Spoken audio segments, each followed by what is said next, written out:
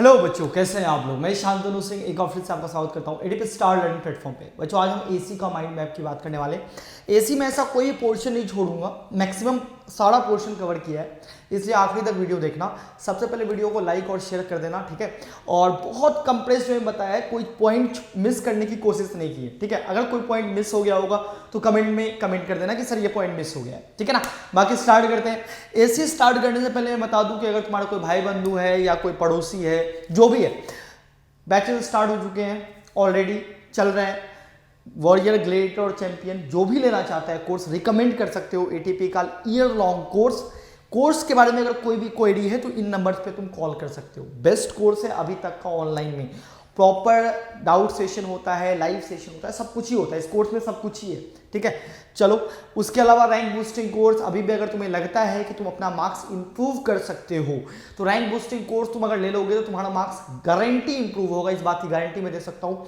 अभी भी अगर कोई पोर्शन वीक है तो आरबीसी लेकर तुम उसको स्ट्रॉन्ग कर सकते हो।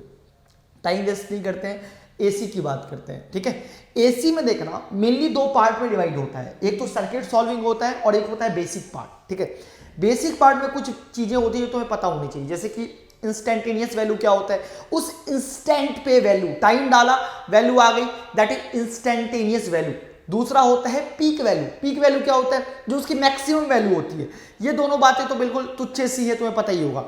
मेन आता है, वो आता है एवरेज वैल्यू। अब एसी वोल्टेज होता है वो होता है VM sign omega t plus 5, यानी कि साइन इन कॉस इसका फंक्शन होता है। तो अगर साइन और कॉस की एक साइकिल में एवरेज की बात की जाए तो एक साइकिल में साइन और कॉस की एवरेज वैल्यू 0 होती है। Positive area negative area some करोगे 0 हो जाएगा। लेकिन हाफ साइकिल में एवरेज वैल्यू होती है 2Vm अपॉन पाई। किसी भी फंक्शन का, चाहे वो मैथ का कोई भी फंक्शन हो, एवरेज निकालने का ये तरीका होता है, integration of F T D T 0 से t divide by integration D T 0 से t। ये एवरेज वैल्यू निकालने का यूनिवर्सल फॉर्मूला है।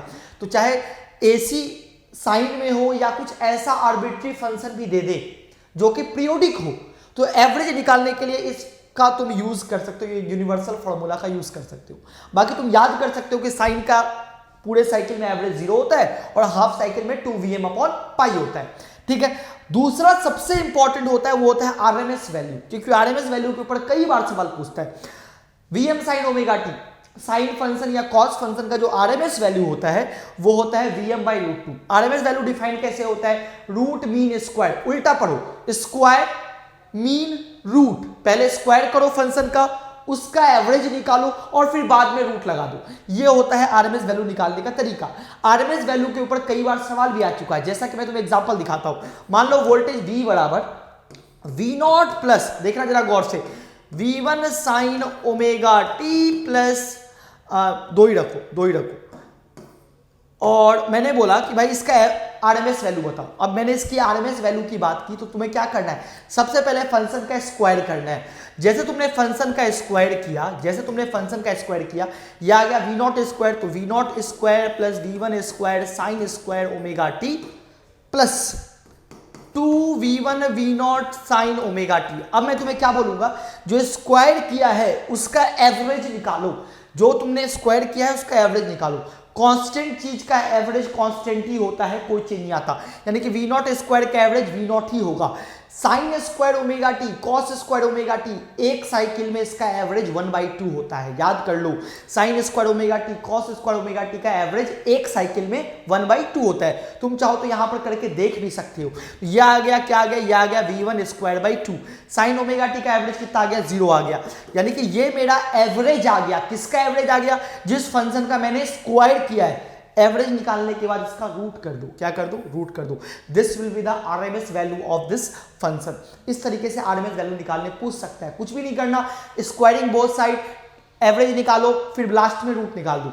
सिमिलरली एवरेज के ऊपर भी कई बार सवाल पूछता है, वो सवाल ग्राफिकल होता है। जैसे कि मैं तुम्हें बोलूं कि भाई क्या ये एसी है, हाँ ये भी एसी है, ये भी एक अल्टरनेटिव वोल्टेज अल्टरनेटिव करंट ये भी है।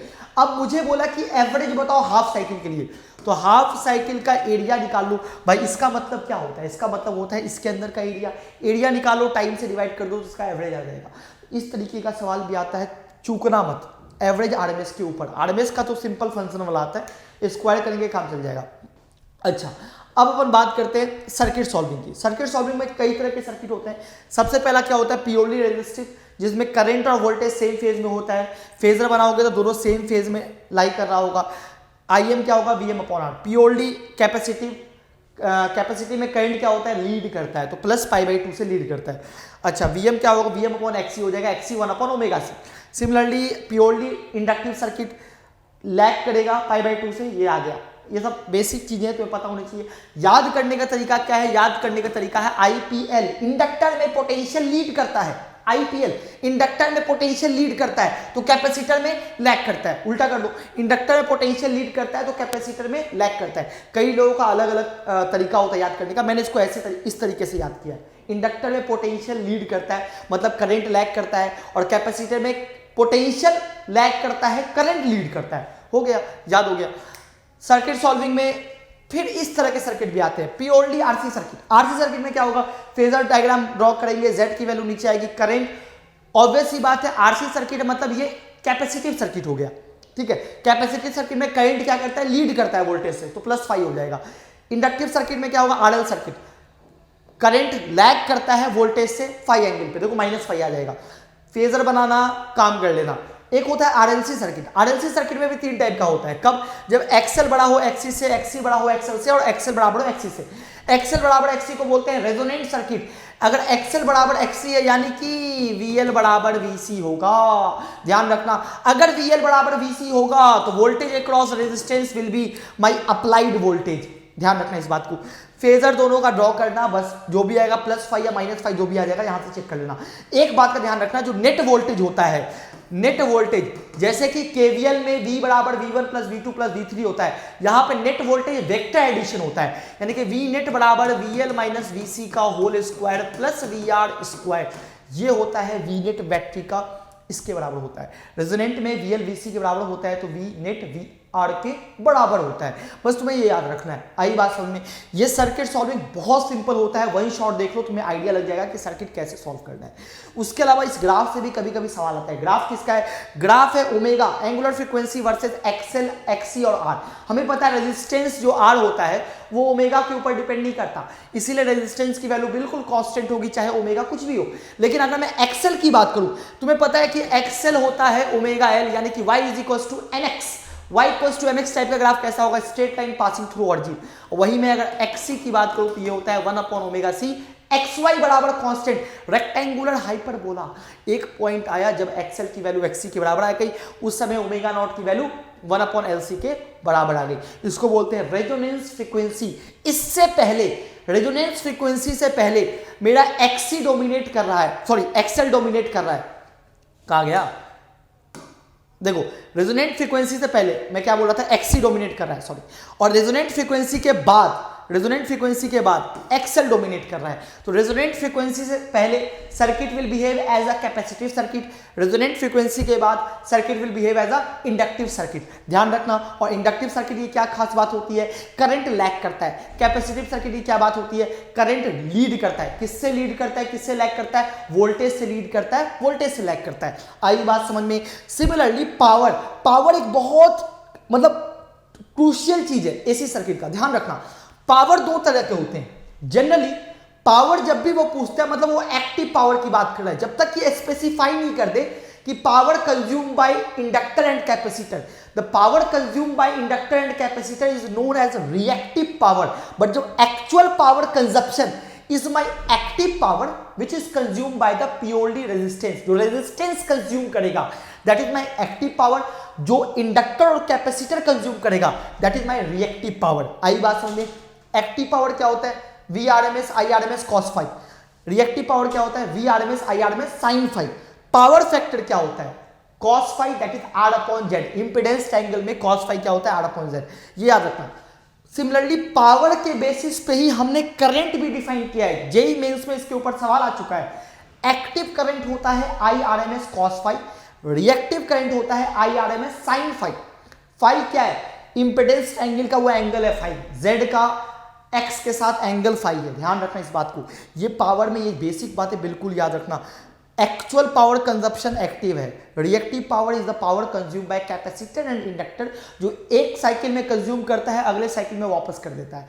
बट रेजिस्टेंस के साथ ऐसा नहीं होता, पहले साइकिल में भी कंज्यूम करता है, नेक्स्ट साइकिल में भी कंज्यूम करता है, that is the actual power consumption. आई बात समझ में? अच्छा, दूसरा सबसे इंपॉर्टेंट होता है क्वालिटी फैक्टर। इसके ऊपर जेईई मेंस में हाल फिलहाल 2 साल पहले या शायद पिछले साल ही सवाल आया था क्वालिटी फैक्टर के ऊपर। क्वालिटी फैक्टर क्या होता है, क्वालिटी फैक्टर डिफाइंड कैसे करते हैं, पहले इसकी बात करते हैं। हमने क्या किया, पावर का ओमेगा के साथ एक ग्राफ प्लॉट किया। पावर मैक्सिमम कब होगा, रेजोनेंस फ्रीक्वेंसी पे होगा, क्योंकि रेजोनेंस फ्रीक्वेंसी पे cos फाई की वैल्यू 1 होगी, इसीलिए पावर उस समय मैक्सिमम होगा। अच्छा, जब मैक्सिमम पावर का आधा किसी ना किसी फ्रीक्वेंसी पे होगा, मैक्सिमम पावर का आधा 2 फ्रीक्वेंसी पे लाई कर रहा है, एक ओमेगा 1 एक ओमेगा 2। 2 फ्रीक्वेंसी क्यों आई, क्योंकि एक फ्रीक्वेंसी पे एक्सएल डोमिनेट कर रहा होगा और दूसरी फ्रीक्वेंसी पे एक्ससी डोमिनेट कर रहा होगा। अभी मैंने पीछे बताया था ना तुम्हें, पीछे बताया था, कहां गया, देखो ये ग्राफ बताया था ना, तो एक फ्रीक्वेंसी पे एक्सएल डोमिनेट कर रहा होगा और एक फ्रीक्वेंसी पे एक्ससी डोमिनेट कर रहा होगा। तो quality factor is defined as resonant frequency upon omega 2 minus omega 1, इनके बीच का गैप, और इसी गैप को बोलते हैं बैंडविड्थ। इसी गैप को क्या बोलते हैं, बैंडविड्थ बोलते हैं। जब मैंने इसका कैलकुलेशन किया, लंबा चौड़ा कैलकुलेशन जाता है, तो कैलकुलेशन करने के बाद क्वालिटी फैक्टर का 4 फॉर्मूला आया। Omega naught upon delta omega मेरा बैंडविड्थ है, या L omega naught upon R, या 1 upon omega naught R C, या 1 upon R under root L by C. Omega naught को 1 बाई एल सी लिख दो, रूट एल सी, और फिर ये फॉर्मूला आ जाएगा। एल ओमेगा नॉट को 1 अपॉन सी ओमेगा नॉट लिख दो, तो ये फॉर्मूला आ जाएगा। कोई भी एक याद कर लो, बाकी तुम खुद ब खुद डिराइव कर सकते हो। Directly formula putting and getting सवाल आ चुका है जेईई मेंस में इसके ऊपर। डायरेक्टली फॉर्मूला 4 ऑप्शन दिया हुआ था, बोला था कौन सा फॉर्मूला पावर फैक्टर का टिक मारना था, ये सवाल आ चुका है। ध्यान रखना, पावर फैक्टर की बात, डिफिनेशन तुम्हें समझ में आ गया। पावर मैक्सिमम का आधा 2 फ्रीक्वेंसी पे होगा, इनके बीच का गैप को ही बोलते हैं बैंडविड्थ। तो power factor is resonant frequency upon bandwidth, ये पावर फैक्टर की डिफिनेशन होती है। प्रूफ देखने के लिए तुम किसी भी बुक में देख सकते हो या फिर तुम लर्निंग वीडियो में देख सकते हो। बाकी ट्रांसफार्मर आखिरी टॉपिक होता है जो कि मैंने ईएमआई में छोड़ दिया था। ट्रांसफार्मर में कुछ इंपॉर्टेंट बातें देखो। ट्रांसफार्मर में क्या होगा, ये कॉइल होगा, एक तरफ प्राइमरी सर्किट होगा, एक तरफ सेकेंडरी सर्किट होगा। यहां primary voltage, secondary voltage, primary current, secondary current, primary resistance, primary coil नहीं, क्या बोलते हैं, लूप ही बोलते हैं, number of turns, primary number of turns, secondary turns, जो भी है। अब सुनो, सबसे इंपॉर्टेंट, जब मैंने फ्लक्स का दोनों में लिंकेज सेम किया, तो फ्लक्स लिंकेज से हमारा ये वाला फॉर्मूला आया। कहां गया भाई, फ्लक्स लिंकेज से हमारा ये वाला फॉर्मूला आया। ये फॉर्मूला यूनिवर्सल है, तुम्हारे स्टैंडर्ड में ये फॉर्मूला यूनिवर्सल है, रट लो, दिमाग लगा लो, कुछ भी कर लो। Vp अपॉन Vs बराबर Np अपॉन Ns, ये फ्लक्स के लिंकेज सेम करने से ये फॉर्मूला है। ये फॉर्मूला यूनिवर्सल है, ये बिल्कुल स्टार मार्क से याद कर लो। एक बात का ध्यान रखना, अगर मेरा लॉस 0 है, इफिशियंसी 100% है, तो इनपुट पावर और आउटपुट पावर सेम होगा। मतलब जितना इनपुट में पावर मिलेगा उतना ही आउटपुट में पावर होगा। उससे ही अपने को रिलेशन निकलता है। इनपुट पावर को मैंने लिखा Vp into Ip, input current into input voltage, output current into output voltage. जब दोनों को बराबर किया ना, तो ये रिलेशन आया। कई बच्चे क्या करते हैं, इस रिलेशन को डायरेक्टली हर जगह यूज करते हैं। ये रिलेशन हर जगह यूज नहीं है, ये जो टर्म आया है ये हर जगह यूज नहीं होगा। ये यूज वहीं पर होगा जहां पे मेरी इफिशियंसी 100% होगी। तो सर क्या होगा अगर इफिशियंसी 100% नहीं होगी? अगर इफिशियंसी 100% नहीं होगी, इफिशियंसी का फॉर्मूला है P output upon input into 100। Output power क्या होगा, V आउटपुट इंटू आई output upon V input into आई इनपुट इंटू 100। कभी कभी सवाल कैसा देगा मैं तुम्हें समझाता हूं आखिर मैं ये चीज क्यों बोल रहा हूं। जैसे कि मान लो तुम्हें दिया कि एक ट्रांसफार्मर की 90% इफिशियंसी है। अब 90% अगर इफिशियंसी, तो मैं कैसे इसको सॉल्व करूंगा? मैं ऐसे करूंगा, 90 upon 100 is equals to V output I output upon V input I input. मतलब करंट के बीच का रिश्ता अपने को इफिशियंसी दे रहा है, लेकिन एक रिश्ता हमेशा वैलिड है, V input upon V output बराबर P अपॉन NS, या यहां P और S कर लो, ये हमेशा वैलिड है। बट जब करंट का अपने को निकालना हो कि करंट कैसे रिलेटेड है, तो फिर इफिशियंसी पे जाओ। करंट का रिश्ता अपने को इफिशियंसी बताएगा, और वोल्टेज का रिश्ता टर्न्स का रेशियो बताएगा। ये इंपॉर्टेंट है। कई बार हम लोग क्या करते हैं कि इनपुट करंट का रेशियो आउटपुट करंट का रेशियो को डायरेक्टली इसके बराबर कर देते हैं, चाहे एफिशिएंसी कुछ भी हो, वहीं पे गलत कर देते हो। तो टफ सवाल अगर बनाएगा तो ये इस पे बनाएगा कि इफिशिएंसी ट्रांसफार्मर कितनी है। तो अगर इफिशिएंसी दे दिया तो करंट का रेशियो तो अपन निकाल लिए, और एक बार करंट का रेशियो निकल गया तो फिर यहां पर अपन यूज कर सकते हैं करंट का रेशियो ये है। अच्छा, तो इनपुट आउटपुट वोल्टेज का भी रेशियो अपने को सब कुछ ही निकाल सकते हैं। बात इतनी सी है, ध्यान रखना इस बात का। बाकी एसी में मुझे नहीं लगता कि मैंने कुछ छोड़ा है। बाकी अगर कुछ छोड़ा हो तो मेरे को बता देना, वीडियो को ज़्यादा लंबा नहीं खींचेंगे। आरबीसी ज्वाइन करना है तो तुम इस नंबर पे कांटेक्ट कर सकते हो। फुल कोर्स के लिए अपने भाई बंधुओं को कमेंट कर सकते हो। अगला वीडियो अपन देखते हैं, या तो इलेक्ट्रोमैग्नेटिक वेव होगा या वेव ऑप्टिक्स या जो भी होगा, माइंड मैप सारा होगा। वीडियो को लाइक और शेयर करना मत भूलना। जो भी डाउट हो कमेंट सेक्शन में पूछ लेना और वीडियो को लाइक करना। मिलता है अगले वीडियो में। Bye, take care.